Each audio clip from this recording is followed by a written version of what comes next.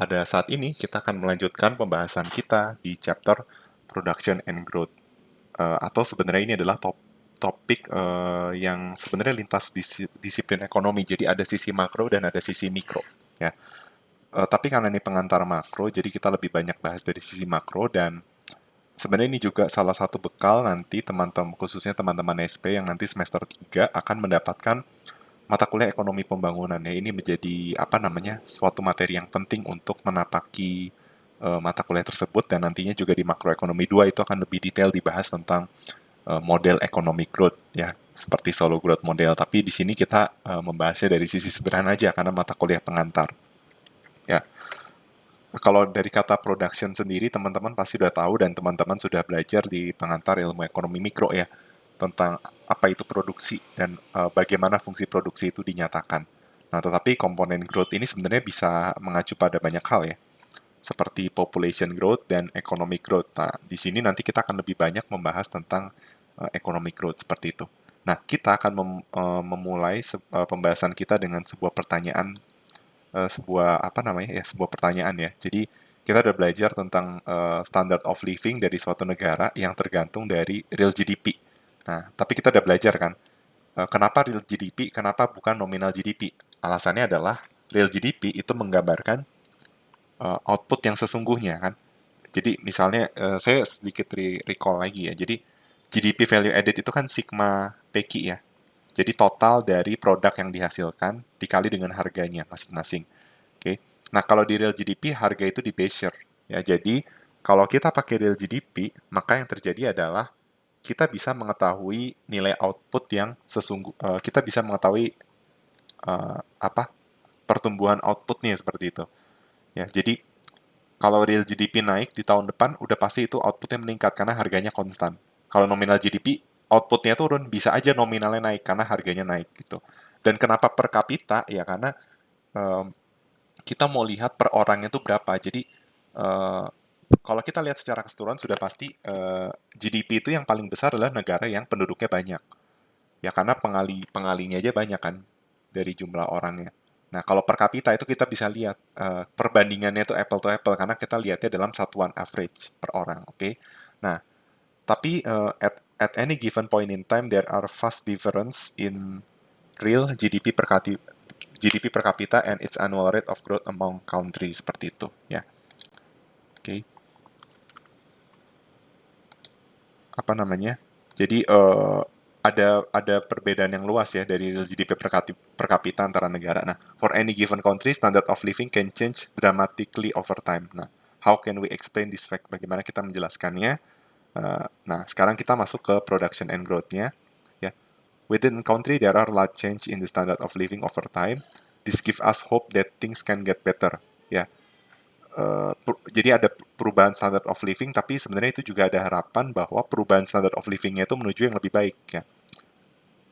Nah, it's also raised the question, why do standard of living change over time?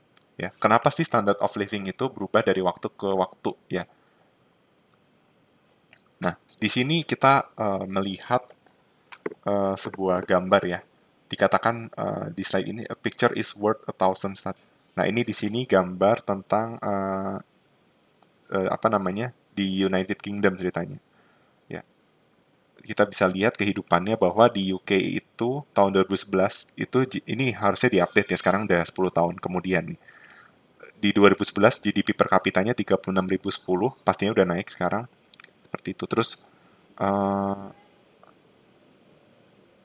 hanya 5 dari 1.000 anak yang mati sebelum usia 5 tahun, artinya angka mortalitas bayinya rendah, education-nya juga high, ya 98% bersekolah seperti itu. Dan poverty-nya juga sangat kecil. Nah, di sini kita bisa lihat gambarnya ya, kesejahteraannya. Oke. Nah, ini beda nih. Kalau ini UK, ini Meksiko. Kalau di Meksiko dia masih middle income country ya, seperti Indonesia itu kita masih dalam middle income atau istilahnya negara-negara yang masih terjebak dalam middle income itu disebut dengan middle trap. Nah, kalau di Meksiko GDP per kapitanya 15.390. Nah, 5% penduduk masih hidup di garis kemiskinan, ya. Di mana kemiskinan itu adalah ketika seseorang expenditure-nya itu kurang dari $2 per hari dan 16 dari 1.000 anak itu masih mati, ya. Bayangan ini kalau tadi hanya 5 ya, 5 dari 1.000 anak, ini ada 16 dari 1.000 anak yang mati sebelum usia 5. Dan partisipasi sekolahnya masih 71%. Makanya kita bisa lihat nih di gambar. Ini makannya bisa segala macam tuh. Mereka bisa pesta-pesta. Kalau di Meksiko nih lihat tinggalnya aja di tempat mana nih nggak tahu ya, di atap ya, atap rumah. Tapi tetap bisa bahagia juga ya kalau di gambar ini. Oke. Nah, ini jadi kondisinya dari yang paling paling bagus terus agak ekstrim. Nah, ini yang paling ekstrim ya di Mali. Ya, Mali is a poor country. Nah, GDP bayangin GDP per kapitanya sepersepuluh ya, bahkan kurang dari sepersepuluhnya si Meksiko, cuma 1040. Extreme poverty-nya itu bener-bener three quarters of the population ya. Three quarters itu 3/4 dari penduduknya itu berada di garis kemiskinan nih, $2 per hari. Dan bayangin, 176 dari 1.000 anak yang lahir itu mati sebelum usia 5. Dan partisipasi sekolahnya 31%. Jadi ini kondisi yang paling ekstrim. Dan kita bisa lihat gambarnya nih. Rumahnya mereka sangat tidak layak, ya mereka tinggalnya seperti ini ya. Jadi ini yang mau dikatakan ya, bahwa gambar-gambar di masing-masing negara itu menggambarkan ribuan statistik. Nah, kebetulan di sini digambarkannya dengan GDP per kapita, angka kematian bayi, mungkin bukan angka kematian sebelum usia 5 tahun, dan partisipasi sekolah, seperti itu. Oke. Nah, di sini, jadi ini membahas production and growth seperti ini ya, kita bahas berbagai indikator. Indikator yang nanti akan kita bahas itu GDP per kapita ya, dan lain sebagainya. Nah, ini adalah kondisi masing-masing negara ya. Intinya periodenya bisa startnya dari mana aja, bisa dari 1870 atau 1900, tapi berakhir di 2010. Nah, ini kita bisa kayak kita membandingkan kondisi mula-mula dengan di tahun 2010. Jadi bisa kita bilang 2010 ini yang ingin kita ingin compare lah istilahnya, lonjakannya ya. Kita bisa lihat nih ya, di real GDP-nya masing-masing negara beda-beda nih. Oke. Kayak misalnya Jepang itu cuma 1.517 di tahun 1890. Brasil itu 785, Meksiko 1.169. Ya. Terus Cina cuma 723, terus Jerman 2.200, Kanada udah 2.397, US udah 4.044, Argentina segini. Nah, yang paling tinggi UK ya. Yang paling tinggi UK. Nah, kita bisa lihat bahwa ini adalah tingkat growth-nya. Ini diasumsikan dia continuous growth ya, continuous growth yang pakai rumus eksponensial yang kemarin saya sudah jelaskan. Nah, gambarannya adalah kalau kan waktu itu saya jelasin future value sama dengan present value dikali eksponensial pangkat R kali T ya. Kalau kependudukan itu, kalau real GDP ini, future value ini bisa kita sebut GDP saat ini, present value itu GDP mula-mula ya. R itu adalah growth-nya, continuous growth, T-nya itu adalah periode waktu, seperti itu. Nah, kita bisa lihat bahwa dengan tingkat pertumbuhan segini, nah ini real GDP-nya beda-beda ya, kayak kita bisa bandingkan ya, misalnya kayak Meksiko dengan Jepang ya. Jepang growth-nya lebih gede sehingga bisa selisih jauh nih ya real GDP-nya. Real GDP per person at period. Terus kita juga bisa lihat nih yang kayak Bangladesh itu naiknya cuma berapa kali lipat nih karena growth-nya cuma rendah, lebih rendah. Makanya growth rate ini menjadi penting ya. Dan sepertinya ini growth-nya ini adalah growth ekonomi. Jadi apa? Jadi gini, kan dulu waktu teman-teman belajar Rule 70 itu kita dapat formula ya, misalnya growth-nya 2%, maka dalam 35 tahun itu ekonomi jadi 2 kali lipat atau GDP jadi 2 kali lipat. Nah, yang jadi masalah ini adalah kita pakai per kapita ya. Nah, kalau pakai per kapita berarti ada unsur pertumbuhan penduduk kan. GDP per kapita itu adalah GDP per population kan. Artinya apa? GDP naik 2 kali lipat bukan berarti GDP per kapita itu juga naik 2 kali lipat ya. Jadi saya tulis di sini nih. Kan GDP per kapita itu adalah GDP per population. Ya kan? Artinya apa? Kalau GDP naik 2 kali lipat, tidak otomatis GDP per kapita naik 2 kali lipat. Biasanya GDP per kapita naiknya di bawah 2 kali lipat. Kenapa? Karena ada growth of population seperti itu. Jadi kita bisa menyimpulkan bahwa dengan ini kayak misalnya dengan growth rate yang sama, GDP per kapita naiknya nggak sama, tergantung dari pertumbuhan populasi. Nah, ini alasan kenapa suatu negara itu perlu memberi concern terhadap pertumbuhan populasi penduduk. Makanya saya sempat singgung bahwa ahli kependudukan itu sampai ngeluarin konsep ZPG atau Zero Population Growth. Kenapa? Karena pertumbuhan penduduk itu sangat penting, mempengaruhi salah satu indikator yang dihitung dalam indeks pembangunan manusia, yaitu GDP per kapita. Semakin cepat laju populasinya, maka GDP per kapitanya juga semakin rendah seperti itu. Oke. Nah, itu hanya sekedar indikator dan uh, sekarang kita juga bisa tahu bahwa negara yang paling miskin itu memiliki average level of income yang, nah ini kita bisa bandingkan bahwa negara-negara yang paling miskin itu ternyata GDP per kapitanya seolah-olah seperti United States beberapa dekade yang lalu gitu ya. Mungkin di sini kita contoh misalnya US tuh di tahun 1870 itu GDP per kapitanya 4.044. Nah, coba bandingkan kayak dengan India, Pakistan, Indonesia dengan Bangladesh. Nah, kebayang nggak di negara-negara ini GDP per kapitanya tuh sama seperti US di tahun 1870. Nah, makanya ini menjadi concern ya. Kayak what did the poor country do wrong ya? Kenapa kesalahan apa yang dilakukan negara-negara miskin ini sampai GDP per kapitanya itu seperti US beberapa dekade yang lalu, apa yang dilakukan oleh US gitu. Nah, difference in annual growth rates ya, perbedaan dari growth rate itu that seem small become large when compounded for many years. Jadi kayak pertumbuhannya 2% seolah-olah, tapi ini bisa 2 kali lipat kan kalau dalam waktu 35 tahun. Karena apa? Karena ada compounding. Ya, compounding refers to the accumulation of growth rate over a period of time. Nah, tapi di sini dibilang bahwa ini memberikan harapan karena sekalipun growth-nya itu kecil kenaikannya, tapi pada akhirnya akan memiliki significant effect in the end. Ya contohnya ini, 2% per tahun, kalau konstan, continuous growth-nya 2%, dalam 35 tahun ekonomi jadi 2 kali lipat. Jadi sebenarnya pada akhirnya itu dampaknya akan signifikan. Nah, tapi kan masalahnya kita pengen ngerasain ekonomi itu 2 kali lipat, apakah mau nunggu 35 tahun gitu kan? Nah, makanya negara-negara berkembang itu harus meningkatkan pertumbuhan ekonominya biar bisa merasakan GDP 2 kali lipat itu dalam waktu yang lebih singkat, misalnya 10 tahun gitu. Oke. Nah, kuncinya itu terletak di productivity. Nah, productivity itu mengacu kepada market value of the goods and services that a worker can produce from each hour of work. Jadi tergantung dari apa yang bisa dihasilkan oleh worker. Dan ini sudah dibahas waktu di mikro ya. Ada konsep productivity labor, productivity capital gitu kan.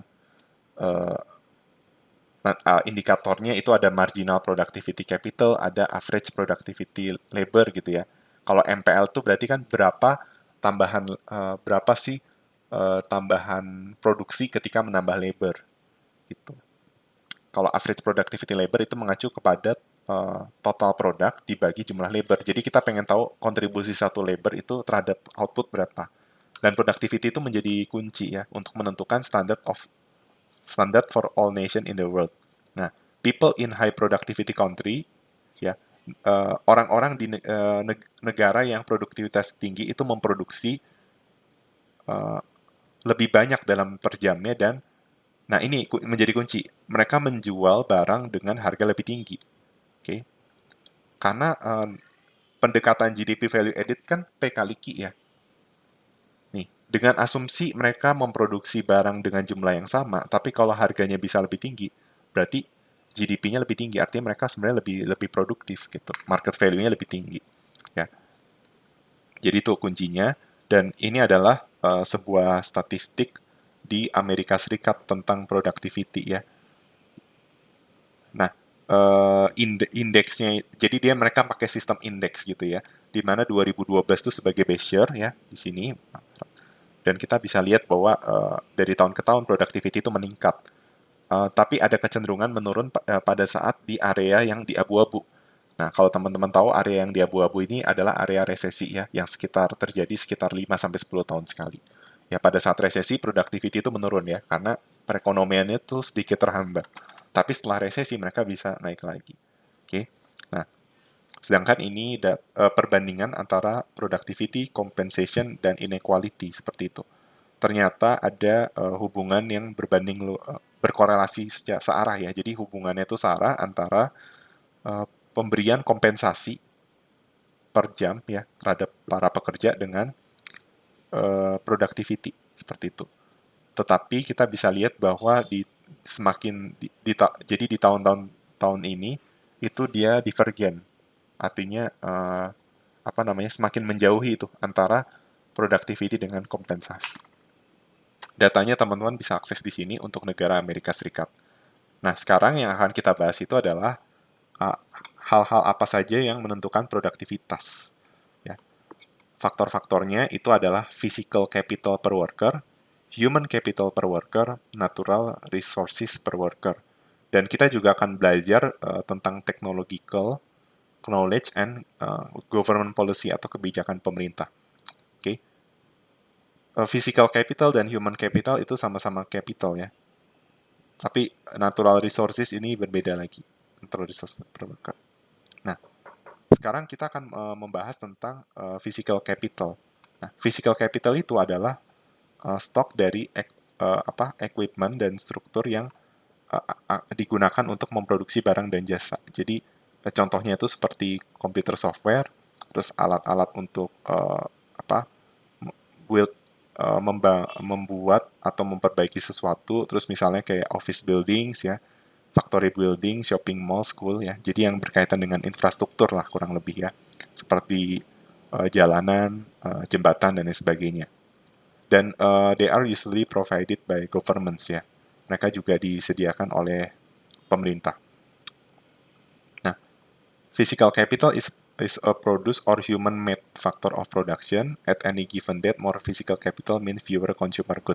Jadi semakin banyak physical capital berarti consumer good-nya semakin lebih sedikit. Oke, okay? Jadi ini adalah trade-off yang tidak bisa dihindari seperti itu.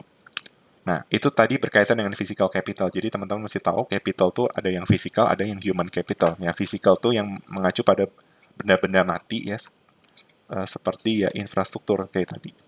Infrastruktur, komputer software, ya peralatan gitu ya, itu physical capital.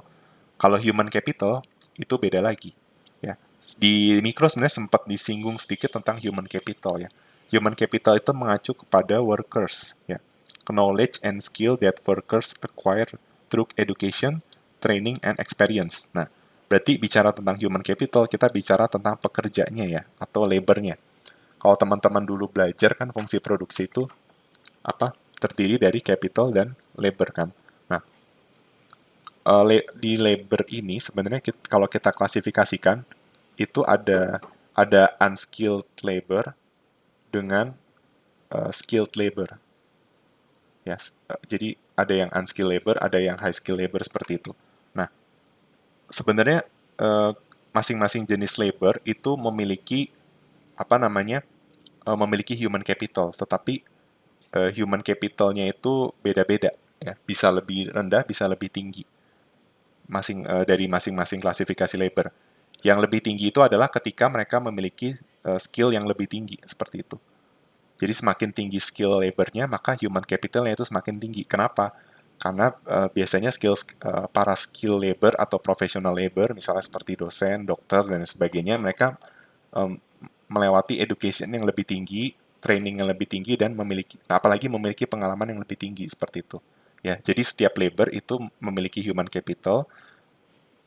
Nah, human capitalnya itu ditentukan dari pendidikan, training, dan experience. Oke. Okay? Seperti physical capital, human capital itu meningkatkan nation ability to produce goods and services. Oke. Okay? Seperti physical capital juga, setiap human at any given date human capital can be acquired only by sacrificing current consumption. Ini juga trade-off yang tidak bisa dihindari seperti itu. Oke. Okay? Nah, sekarang kita bahas tentang natural resources. Natural resources adalah input yang digunakan untuk produksi yang disediakan oleh alam. Contohnya adalah land, tanah, river, and mineral deposits. Terus juga bisa renewable resources, kayak misalnya pohon dan hutan, lalu ada non-renewable resources seperti petroleum, minyak, dan ini ya, and coal. Oke. Nah, sekarang technological knowledge ya. Kalau technological knowledge itu refers to scientific understanding of the best way to produce various goods and services. Ya, jadi ini berkaitan dengan bagaimana kita mengkombinasikan cara untuk memproduksi barang dan jasa seperti itu. Nah, nah sekarang kita bicara tentang determinants of productivity dari government. Oke, jadi apa namanya? Availability dari physical capital, human capital, natural resources, dan teknologi itu tidak menjamin bahwa resource itu akan diutilisasi secara baik gitu ya. Sehingga pemerintah ada peran pemerintah di mana pemerintah itu harus menyediakan proper insentif untuk household dan firms di private sector karena mereka yang akan nantinya juga akan mereka menjadi sebagai supply dari labor. Lalu mereka juga pemerintah itu menyediakan public goods and conserve common resources dan memastikan law and order-nya seperti itu. Oke. Nah, ini ada case study apakah natural resources itu membatasi economic growth. Jawabannya belum tentu ya, not necessarily. Okay. Belum perlu, dan inovasi itu has enabled us to do more and more with less and less. Nah, ini economic growth and public policy ya. Jadi ada beberapa kebijakan pemerintah yang akan meningkatkan productivity dan standard of living seperti encourage saving and investment, investment from abroad, education and training, terus establish secure property right and maintain political stability, mempromosikan free trade, research and development, dan infrastruktur tadi. Okay. Dan ini juga dibahas tentang pentingnya saving dan investment ya. Ketika kita menggunakan resource yang lebih sedikit untuk memproduksi barang konsumsi, maka kita akan memiliki lebih banyak resource untuk memproduksi physical capital, acquire human capital through education, dan meningkatkan technological knowledge by doing research and development seperti itu. Tetapi ingat, selalu ada trade-off.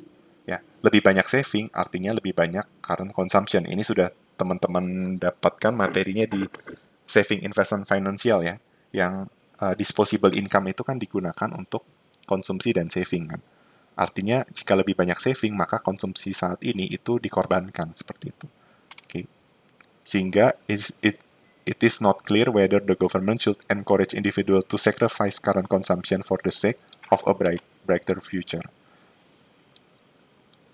Nah, tapi moreover, akumulasi dari physical capital itu subject to diminishing return and the catch-up effect. Nah, jadi diminishing return and catch-up effect ini menjelaskan tentang produktivitas suatu negara ya. Dan ini cukup menjelaskan sebuah fenomena negara yang kenapa ada negara yang pertumbuhan ekonominya tuh bisa sangat tinggi dan kenapa ada negara yang pertumbuhan ekonominya tuh sangat rendah saat ini bahkan negatif. Mungkin kondisi ini akan lebih relevan kalau kita bicara sebelum kondisi COVID-19 ya. Teman-teman udah tahu maksud dari diminishing returns ya. Jadi suatu kondisi di mana marginal productivity-nya itu tambahan marginal productivity-nya mulai menurun. Tapi di sini kita bicara tentang di sumbu vertikalnya itu output per worker, di sumbu sini itu adalah capital per worker seperti itu. Nah, ini ceritanya itu penambahan capitalnya sama ya, asumsikan sama. Tapi kita bisa lihat bahwa produktivitas yang dihasilkan itu lebih sedikit. Ya, ini ada di saat misalnya di sini, jadi sama-sama kita anggap kita tambah capitalnya itu capital per worker. Intinya di sini level capitalnya masih lebih rendah, sedangkan di sini udah high. Ya. Kita bisa lihat bahwa di sini, when the economy has a low level of capital, extra unit of capital leads to a large increase in output. Ya. penambahan capital yang sama itu meningkatkan output lebih tinggi atau produktivitasnya lebih tinggi. Sedangkan di level yang sini, ekonominya sudah high level of capital sehingga extra unit of capital leads to a small increase in output. Nah, ini yang dimaksud dengan diminishing kan. Diminishing itu kan ketika marginal produktif apa namanya? Tambahan marginal productivity-nya itu mulai berkurang seperti itu. Ini artinya penambahan capital mengurangi marginal productivity capital dan marginal productivity labor itu juga turunannya kurang dari nol seperti itu. Oke. Jadi ini cukup menjelaskan kenapa negara berkembang itu pertumbuhan ekonominya lebih besar daripada negara maju. Seperti misalnya Indonesia ya. Indonesia ini saat misalnya sebelum Covid ya, kita bicaranya sebelum Covid lah biar lebih relevan. Itu bisa bertumbuh 5% ya. Sedangkan kayak misalnya negara Jepang atau negara-negara maju itu nyaris minus atau mungkin cuma 1% dan itu sebenarnya udah bagus. Kenapa? Ya karena mereka level GDP-nya udah level yang lebih mapan, lebih tinggi. 1%-nya di mereka itu sebenarnya secara nominal lebih gede dari 5% di kita kan. Misalnya nih, taruhlah ada negara yang GDP-nya sejuta dengan 10 juta. Artinya apa? Kalau di sini nambah 1%, artinya kan dia nambah sejuta gitu kan. Kalau di kita, pertumbuhan ekonomi 10% itu cuma nambah 100 ribu. Artinya bukan berarti 1% di mereka itu lebih buruk daripada 10% di kita. 1% di mereka ya karena udah diminishing, mereka udah sangat banyak tuh apa level of capitalnya udah sangat tinggi sehingga ya penambahannya itu akan semakin kecil. Tapi di negara berkembang itu mereka masih mengalami catch up effect, belum diminishing returns. Oke, seperti itu. Nah, dan sebenarnya untuk fungsi produksi sendiri biasanya dijelaskannya dengan fungsi Cobb-Douglas. Ya. Ada banyak fungsi produksi, tapi yang paling sering digunakan itu untuk menggambarkan adalah Cobb-Douglas. Ya. Jadi fungsi produksinya ini kita masukin aja ya. Fungsi dari capital. Tadi kan kita bahas capital, labor, dan human capital ya. Sama technological progress. Nah, kurang lebih fungsi produksinya itu seperti ini. A dikali K pangkat alfa L pangkat beta HC pangkat gamma ya. Di mana A itu menunjukkan technological progress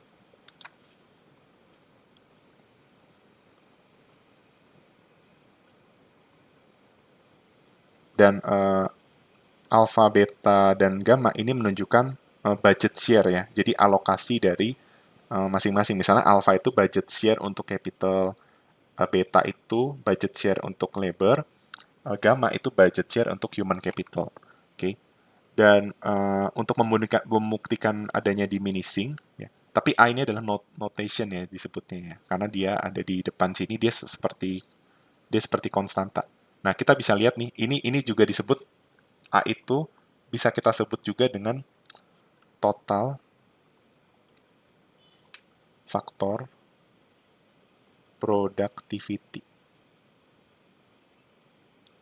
Jadi total faktor productivity itu menunjukkan seberapa besar capital labor human capital itu dimultiplied seperti itu. Artinya jika ada misalnya negara X dan negara Y ya, mereka sama-sama memiliki capital labor dan human capital yang sama. Nah, dengan total faktor productivity yang berbeda, maka GDP yang dihasilkan itu akan berbeda. Ya, jadi faktor A itu juga menentukan GDP suatu negara sehingga ketika ada perdebatan seharusnya misalnya perdebatan tentang bagaimana kita meningkatkan pertumbuhan ekonomi, maka seringkali uh, banyak orang hanya memperdebatkan tentang faktor K ini, ya kan? Ini kita harus naikin capitalnya nih, naikin capitalnya.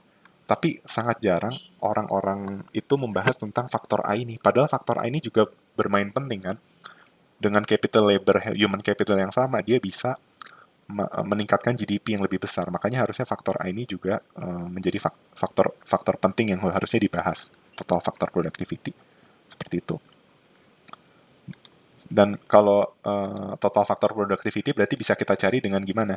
Misalnya kita udah tahu nilai alpha, beta, dan gamma ya. Berarti kita bisa cari total faktor productivity dengan cara gini. Kan Q sama dengan A dikali K pangkat alpha, L pangkat beta, dan HC pangkat gamma ya. Nah, berarti A ini sebagai total factor productivity kan. Berarti total factor productivity adalah total produksi dibagi dengan K pangkat alpha dikali L pangkat beta dikali human capital pangkat gamma. Seperti itu. Ini adalah total factor productivity. Oke. Nah, untuk membuktikan misalnya saya ingin membuktikan ya, apakah memang benar terbukti ada diminishing returns ya. Maka kita bisa cari ya, ini kan fungsi produksi ini. Kita buktikan aja bahwa turunan MPK terhadap K itu kurang dari 0. Berarti kan cari dulu margin kan Q-nya ini ya. Berarti MPK itu adalah turunan Q terhadap turunan K. Ya, ini turunan parsial.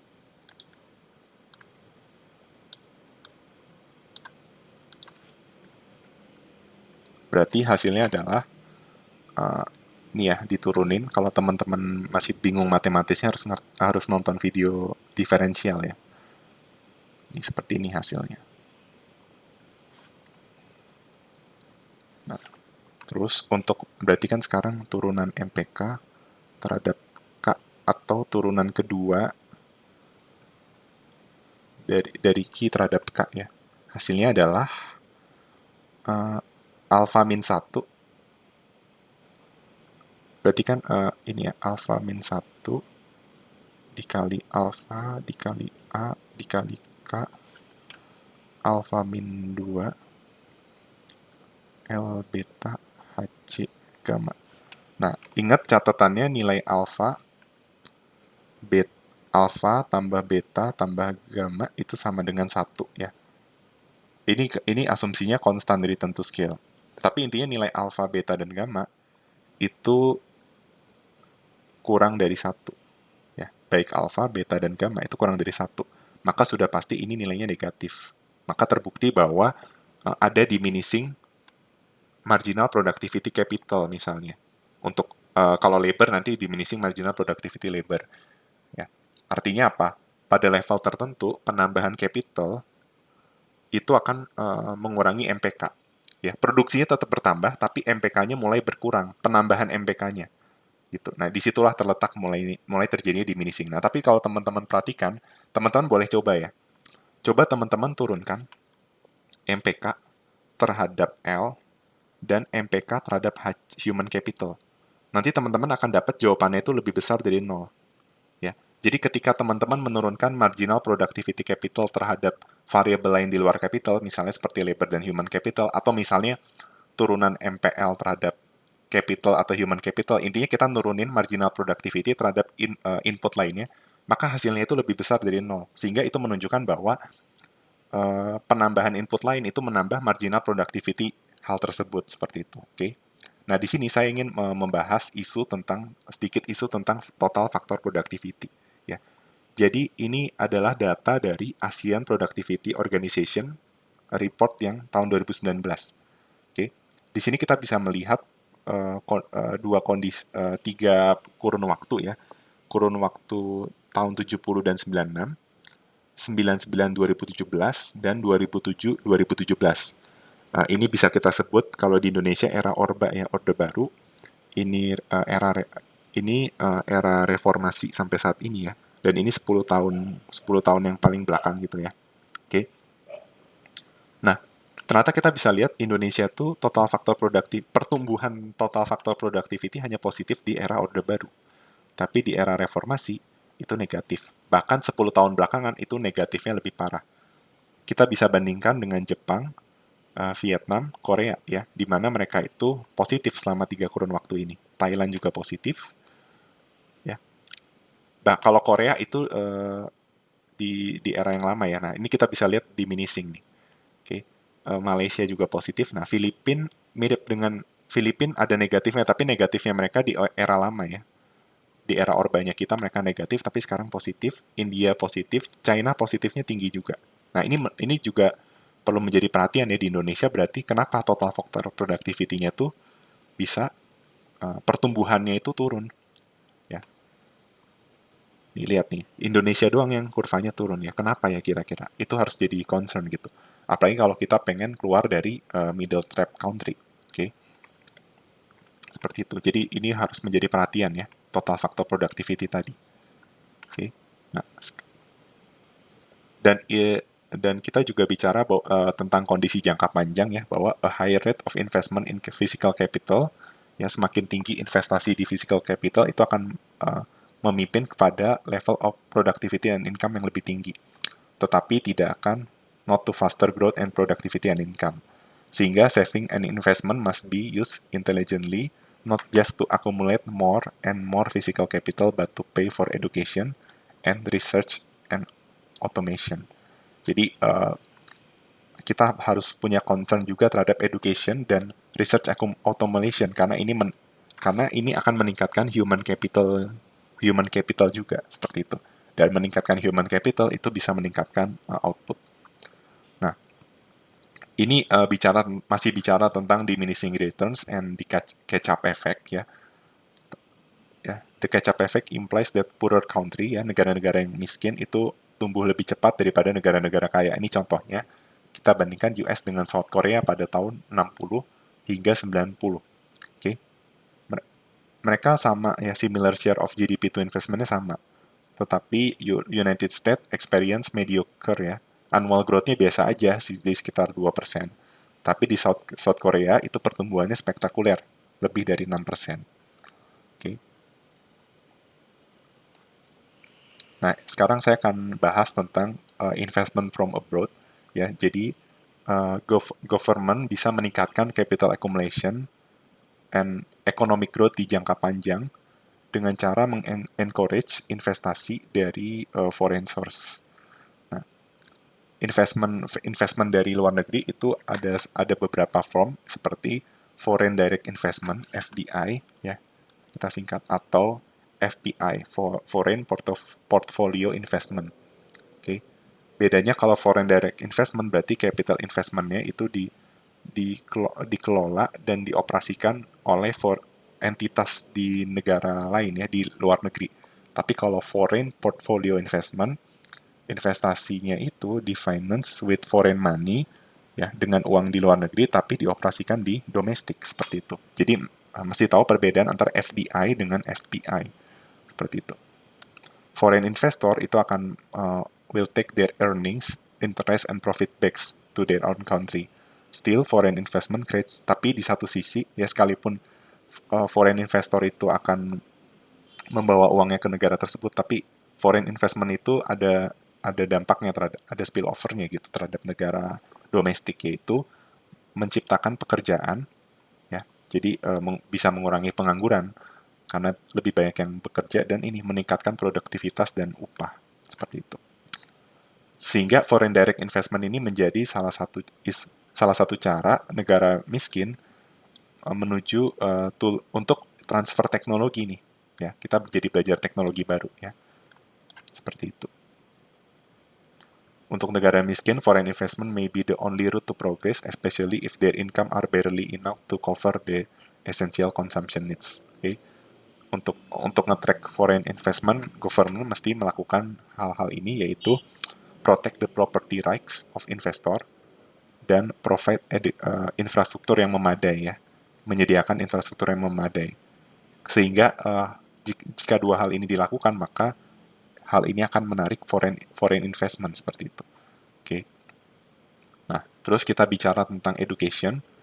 Ya, untuk pertumbuhan jangka panjang, education itu at least as important ya. Dia sama pentingnya dengan investment pada physical capital. Ya. Di United States, di tiap tahun, schooling raise a person wage on average by 10%. Jadi dari schooling itu, person wage itu meningkat sekitar 10%. Dan di negara yang miskin, payoff-nya itu bisa lebih besar. Thus, one way the government can enhance the standard of living is by building school and providing subsidy to student. Ya, hal ini diperlukan untuk menambah jumlah sekolah, dan jadi hal-hal ini bisa dilakukan untuk meningkatkan partisipasi orang-orang untuk bersekolah atau menempuh pendidikan ya, dengan membangun banyak sekolah baru, dan itu kan berarti kan lebih banyak ketersediaan sekolah, dan karena secara lokasi bisa lebih terjangkau, dan di satu sisi supaya orang-orang bisa bersekolah itu harus ada subsidi seperti itu, biar orang-orang bisa berpartisipasi. Okay? Dan perlu diketahui juga ya, educated person itu akan membuat ide-ide baru yang bisa expand society pool of knowledge and provide an external benefit to others. Okay? When deciding how much education to acquire, the typical individual pay attention to the prospect of earning higher wage, yeah, but ignores the external benefit of his education to the rest of society. Therefore, it makes sense for the government to give individuals a subsidy as an extra incentive to go to school. Ya, karena kita tahu ya, education itu akan menghasilkan external benefit, atau kalau di mikro kita udah belajar ini eksternalitas positif ya kalau external benefit. Maka eksternalitas positif itu harus diinternalisasi dengan adanya subsidi. Nah, ini teman-teman udah belajar di pengantar mikro ya. Kalau ada eksternalitas positif atau external benefit, cara menginternalisasinya untuk mencapai level socially optimum itu adalah dengan pemerintah memberikan subsidi. Nah, one problem facing some poor country is the brain drain, the emigration of many of the most highly educated workers to rich country. Okay. Nah, jadi sebenarnya di chapter ini kita kan bicara tentang production and growth ya. Yang disinggung selain education itu juga tentang health. Ya, kalau teman-teman masih ingat, saya pernah katakan bahwa di Human Capital Index, indikator yang dilihat itu selain GDP per kapita adalah education dan health. Makanya education dan health ini menjadi berperan penting gitu dalam growth. Di satu sisi, education and health itu tidak boleh menjadi harusnya bukan trade off dengan ekonomi seperti itu. Nah, semakin worker itu tidak sehat ya, kalau kesehatannya kurang, berarti mereka juga akan kurang produktif. Nah, jadi less healthy worker ini menyebabkan external cost dari society, sehingga ini ada apa namanya, vicious cycle ya, sebuah siklus di mana kalau people cannot afford adequate ya, ketika seseorang tidak bisa mendapatkan healthcare yang terjangkau dan bisa mendapatkan makanan yang bernutrisi, maka orang akan miskin. Dan kalau orang akan miskin, dia akan ini lagi. Jadi kayak sebuah siklus aja seperti itu. Okay.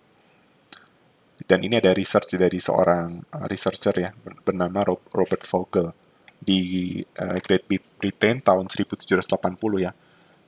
Dari 1 dari 5 orang itu malnutrisi, sehingga mereka tidak bisa menjadi manual labor seperti itu. Jadi itulah dampak dari ketika seseorang itu less healthy ya terhadap produktivitas. Nah, ini ada data-datanya nih dari tahun 1775 ke 1975 gitu. Oke. Ini dampaknya ya, ketika kalori intake-nya naik, maka berat badannya itu juga naik ya, dan itu berdampak terhadap produktivitas. Oke. Pekerja yang lebih tinggi itu mendapatkan lebih banyak, apalagi di negara-negara miskin. Nah, terus ini juga soal property right ya. Property right itu refer to the ability of people to exercise authority over the resource they own. Terus kita juga harus mendorong free trade ya, karena dengan adanya perdagangan ya, itu akan konsep perdagangan itu karena adanya comparative advantage ya. Jadi dengan adanya perdagangan itu akan meningkatkan economic growth juga seperti itu. Nah, kalau kebijakan ini saya nggak akan bahas karena ini lebih dibahas di makro ya, di makro 2 ya. Tapi saya skip aja, tapi barangkali teman-teman mau baca ya. Dan research and development juga saya skip, teman-teman bisa baca sendiri. Nah, tadi population growth saya sudah singgung ya. Population growth itu mempengaruhi per kapita GDP ya. Dan teori population growth itu juga teori tentang populasi yang terkenal itu juga dari teori Malthus ya. Intinya teori Malthus itu bicara tentang pertumbuhan populasi dan pertumbuhan makanan, oke? Pertumbuhan stok makanan ya. Intinya dia menyampaikan stok makanan itu bertumbuh sesuai deret angka, sedangkan pertumbuhan populasi itu seperti deret ukur.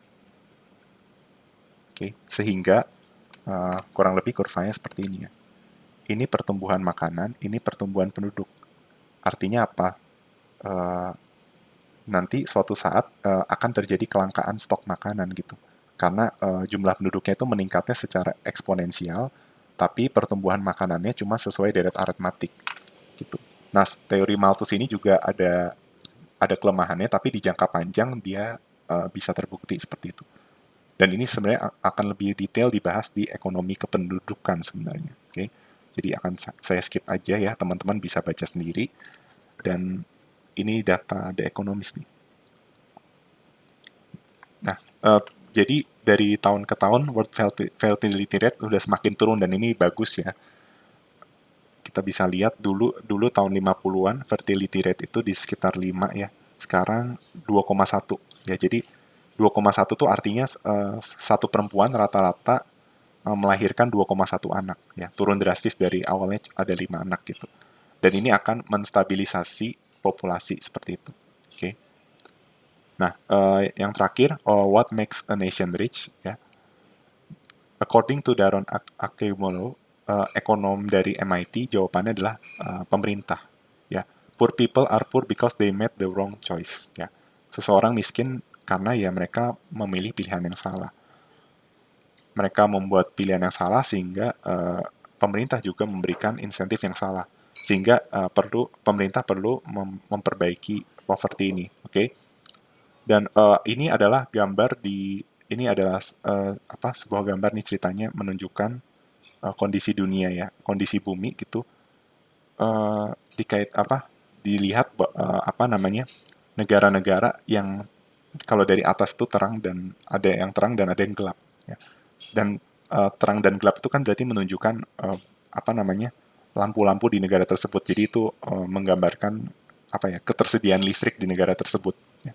Dan ternyata kita bisa lihat bahwa kita bandingkan North Korea, China, dan South Korea gitu ya. Yang paling terang itu South Korea, ya. Dan yang paling gelap itu North Korea ya. Itu menggambarkan lah ya di North Korea itu belum semaju South Korea seperti itu. Dan ini what makes a nation rich ya.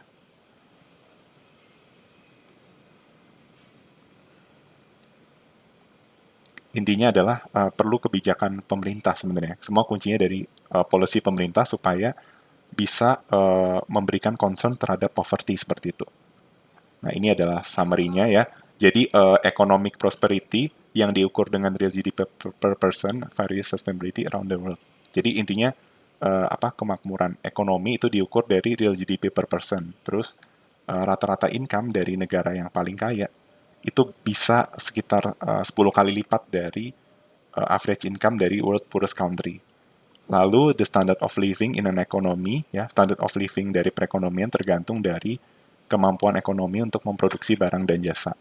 Ya, terus productivity itu tergantung dari jumlah physical capital, human capital, natural resources, dan technological knowledge available to workers. Dan kebijakan pemerintah bisa mempengaruhi pertumbuhan ekonomi dengan berbagai cara. Lalu akumulasi capital itu subject to diminishing return.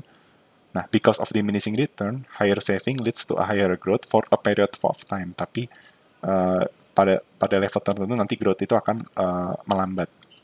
Also, because of diminishing return, the return to capital is especially high in poor country.